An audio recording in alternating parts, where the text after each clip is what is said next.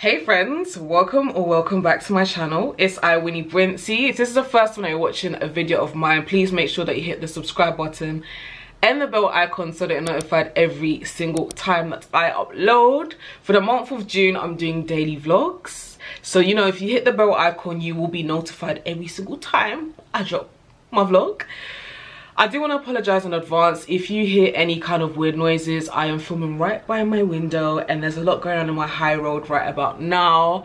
Also, if I look tired, it's simply because this is the second night running that I've had very higgy-haggy sleep. I'm PMSing, and sometimes one of the symptoms is I don't sleep well just beforehand. However, the show must go on. So today I'm going to talk to you about 10 things that I learned during this pandemic. The video inspiration is simply because I recently asked what kind of content would you like to see me do, and one of you suggested that I do this. So I've got my phone here with my 10 points, and the first point is the concept of 9 to 5 and being in the office all the time isn't necessary. As soon as this pandemic happened, it was, yes, here's your laptop, you can work from home. For some of us, not everybody, all depends on your job.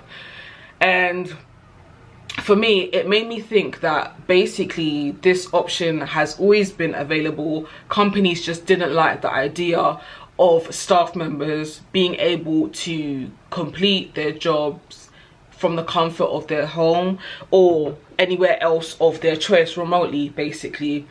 And not only that, but it was such a blessing being able to have that extra lie-in, because my last role, it would take me about 1 hour and 20 minutes to get to work, and it was like now I didn't have to worry about traveling to work or traveling back home.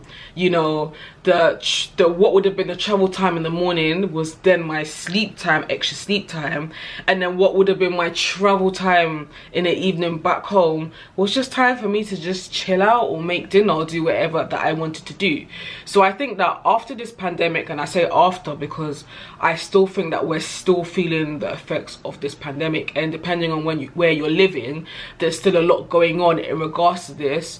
I think a lot of companies will do things differently. I think a lot of companies will allow staff members to be able to work remotely, or for staff members to work some days in the office and work other days at home, and basically kind of have that flexibility, which I also think is great for one's mental health as well.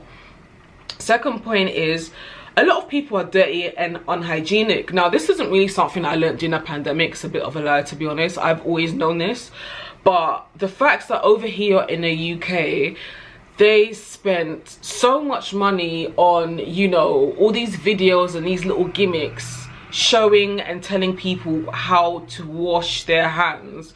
For me, it was just absolutely beyond me, because how would you not know to wash your hands? It's kind of common sense. After you use the loo, wash your hands. When you've been outside and you enter your household, wash your hands. There was just so many things that just highlighted the reason as to why this how do I put it, the reason why this virus was spreading so easy. Basic things like sanitizing your hands, washing your hands, covering your mouth when you cough or you sneeze. These are basic things that a lot of us were taught from young.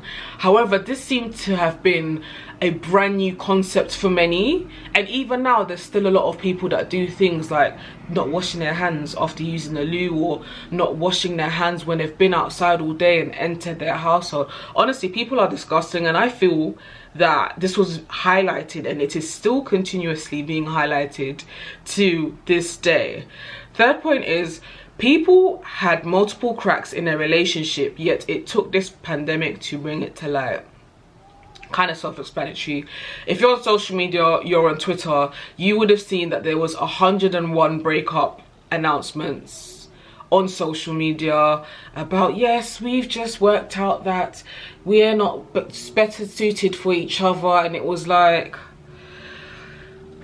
I think a lot of people realize that they're not compatible with people that they're seeing or they're in a relationship with. However, this pandemic would have highlighted these cracks, because when you're in lockdown and you're stuck at home with this person that you're not truly compatible with 24/7, of course it's gonna add strain to your relationship. Point number 4 is that I've been doing various meaningless jobs in order to get by, but I honestly feel a bit lost, and that's okay. Yeah, the pandemic definitely highlighted this to me, because some of you may have watched it or may have not, but I did recently discuss how I've been unemployed twice in the space of less than a year during this pandemic. And for me, it was always roles that didn't really mean shit to me, I can't lie. I was just doing it because money needs to get made, bills need to get made, I have future plans, there's things that I like to do. When you take away those things, like the roles that I was doing, they weren't fulfilling roles. They have nothing to do with what I would like to do in future, which even that, at the moment, I'm actually still quite lost as to which direction I do want to go in. And you know what, that's actually perfectly fine, is what I learned in this pandemic. Is it's fine to actually feel lost, because a lot of people probably thought that they had their shit together. They probably thought that they were, for example, you know, a role that provided them with a safe kind of job security, a safe space, somewhere that offered them stability, but then that was pulled right beneath them. I think that we all have some kind of time to kind of work out what we want to do. Point number 5 is I previously took being able to travel freely for granted. Yep.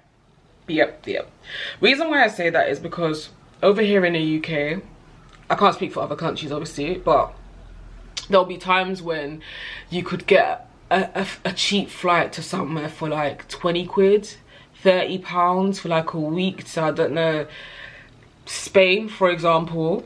And even though yes, I did do a fair bit of travel, with all these PCR tests and things that the government over here are putting into play right now, going away right now to me doesn't make an ounce of sense. Because for example, even if you happen to come across somewhere that, I don't know, the ticket was like 50 quid, you've now got to do about 2 to 3 PCR tests. On average, a PCR test is anywhere between, let's just say, 80 to 150 pounds. You do the maths.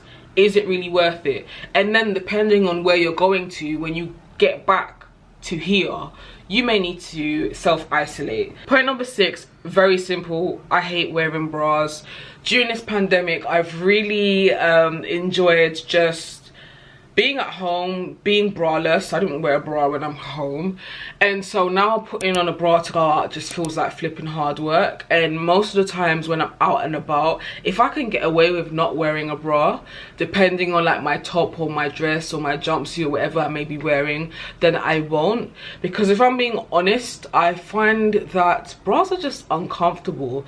I feel, and yeah, I do wear my like the correct size and everything, but I just feel like I'm just suffocated. Like my back is just feeling suffocated, my girls just feel like strapped up high.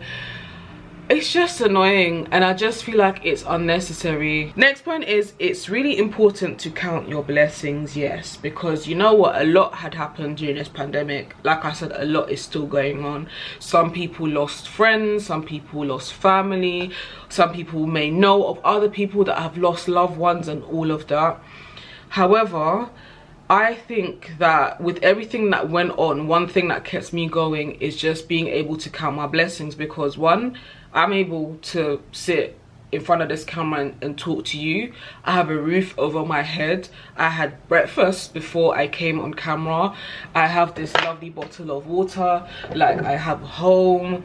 I'm in good health. There's so many things that in general we were taking for granted, because the thing is, we as humans, we always strive for more. We always want more. We're always never satisfied with what we have.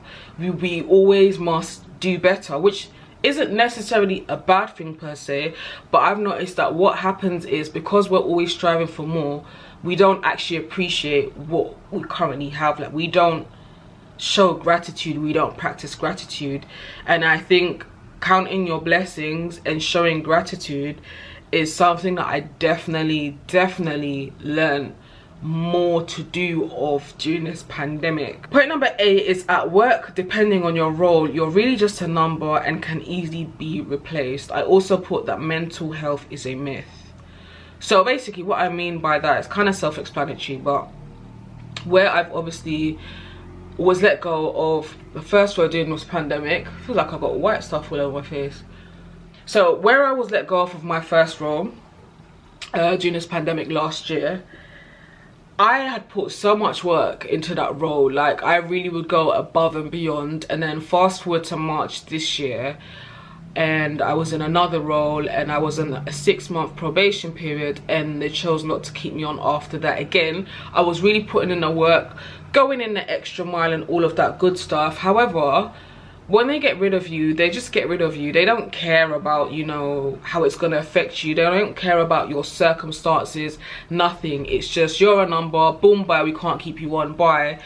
And you're easily replaced. And in regards to mental health being a myth, both of those roles show me that mental health doesn't matter to most companies. Most companies pretend like they care about their staff members' mental health, but when it comes down to it, you will be penalized for example, needing a break or needing time off because of mental health issues. Point number 9 is that I have great friends and some great family members. Major shout out to my brother, yeah, because there were so many times when I felt really depressed and low. The last role in particular, I absolutely hated doing it. However, steady income, isn't it? And I remember I was like always feeling down and always like venting to my best friends or like venting to my brother, and they were always like very supportive, very encouraging, very open to listening. And for me, it really highlighted the importance of not going through things by yourself. Like, if you're really feeling some type of way, talk to people. Talking helps. Point number 10, I appreciate a lot of stillness. And what I mean by that is, I feel like here in London in particular, everything is rushed, everything is fast-paced, everything is, you wake up in the morning, you rush to get ready for work. As you're making your journey to work, everybody's rushing around, everybody's looking miserable, like everything is just rushed. When you finish work, you're then rushing to get back home because you need to rush to make dinner. Otherwise, you won't have enough time for yourself. It's a continuous cycle of everything being so rushed to the point that you don't truly get any time for yourself. You don't even get any time to actually think and process things. And I think this pandemic allowed all of us in some shape or form to think, to just be still, to the point where even now I will just be still. You know, my mobile phone will be somewhere else, or I'll have it off, and I will just sit in stillness, just as a form of like meditation, or just to be present in the moment, or just to think about certain things. And the inner peace that I feel when I can just be still with my thoughts and still within myself is unflipping matched. But yeah, this video has come to an end. I hope that you enjoyed it. Is there anything that you learned during this pandemic? If so, please feel free to drop it in the comment section below. Until my next video, which is tomorrow, take care, be good.